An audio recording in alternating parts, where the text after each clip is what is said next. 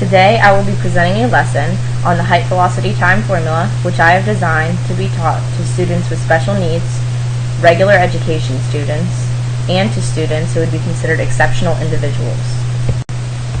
This lesson was designed for 10th, 11th, and 12th grade students. Their academic functioning level is below average to above average grade level intelligence. This is a 2-day lesson. The first day will be used for direct instruction, review, and research on the height velocity time formula. And the second day is going to be used to apply the knowledge they have learned and create a Prezi, which will contain a story that they have defined containing the height velocity time formula. Materials students will need for this activity include a textbook, a worksheet handed out on day 1, paper and pencil, a computer that has access to the internet, Promethean smartboard, a ball, and a timer, which will be used for the introductory activity on day 1. This lesson is consistent with both Common Core and PA standards. I have here the PA standards for this lesson. The first is using operations. Second, developing and using computation concepts, operations, and procedures with real numbers in problem-solving situations. The third standard is to determine maximum and minimum values of a function over a specified interval. And the final standard, which will apply here, is to interpret maximum and minimum values in problem situations. The objectives for this lesson will include: the student will evaluate maximum and minimum values in real-life situations.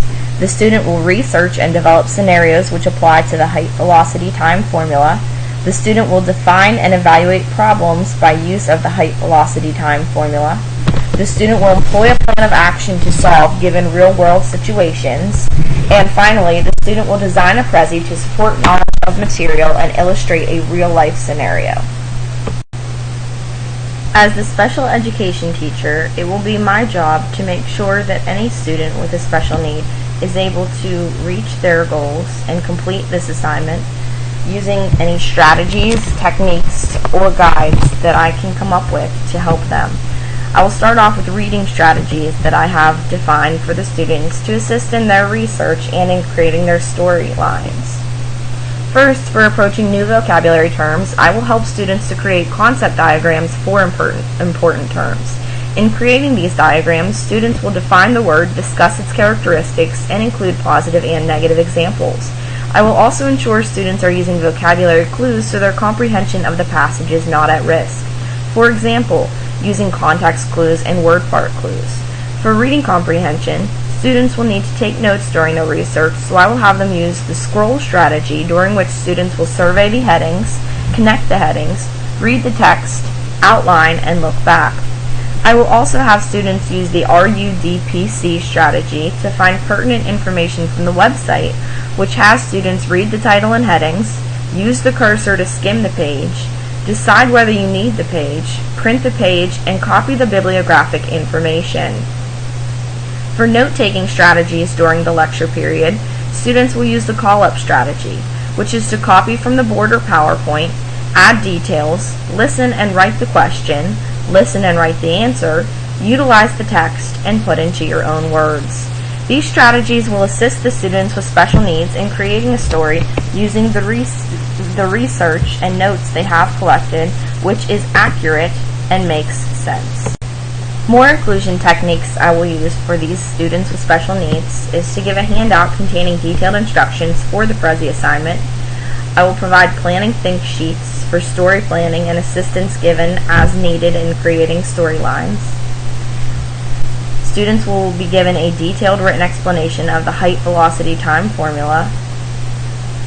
There will be extended time for assignment completion for students requiring extended time, and reduction in required number of slides for students that need shortened assignments. And for comprehension and check of the math problem the student has created, I will suggest the STAR strategy, which will allow the student to search the word problem, translate the problem into an equation, answer the problem, and review the solution by rereading and checking. For exceptional individuals or any student who needs further enrichment on this lesson, I'll provide challenging alternative problem given for students to solve, rather than the initial problem, which will be given to the rest of class. Students will complete missing details in a storyline given clues. These details may include height, velocity, and time, and they will be left out of the story. Students will be allowed to assist other students in the creation of their own storylines, and they will be able to check other students' stories for accuracy and complete information to give them a leadership role throughout the process of this lesson. When considering what type of differentiation I will provide in this lesson, I need to think about what modifications and accommodations I can make to ensure that all students have access to and are able to participate in the lesson. The first thing that I need to consider is students who may or may not have access to a computer so that they can complete this assignment at home. Students who do not have access to a computer will be provided with class time to complete the assignment. Also, students may sign out a laptop computer if necessary to work on the project throughout the day during free time. Additional differentiation techniques I will use include teaching important pre-skills and vocabulary terms on the first day, and they will be assessed prior to the start of the lesson. I will use guided notes during the lesson on day 1.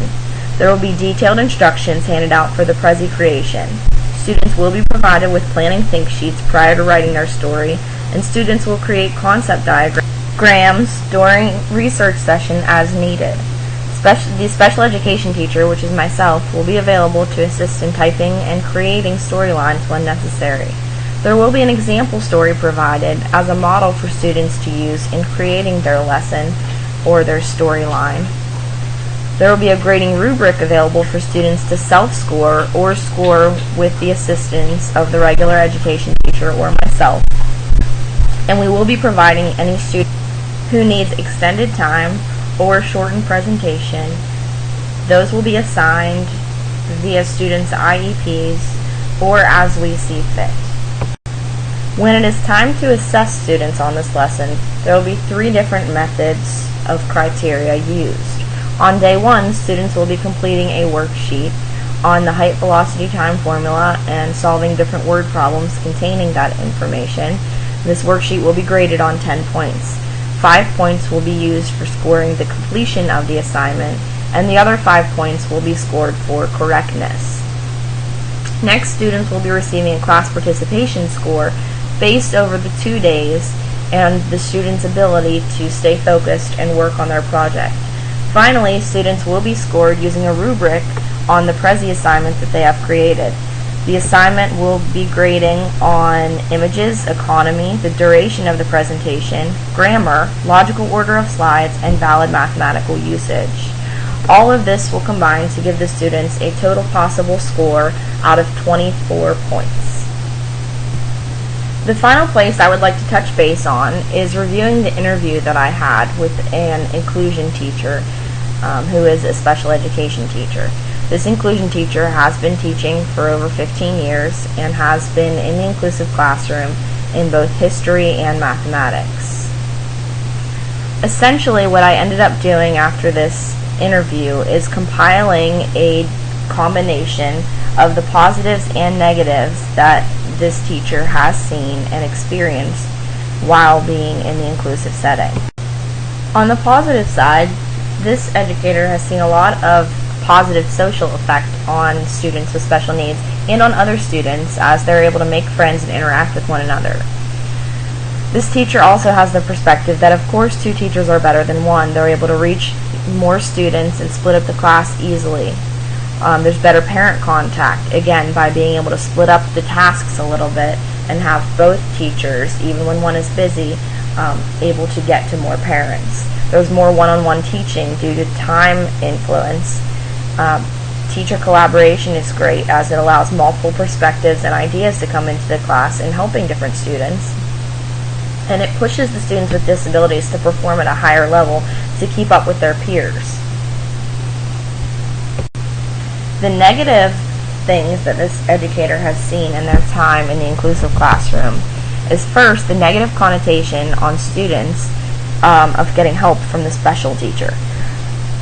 Both regular education students and special needs students do not often like to get help from the teacher, which is considered only for special education students.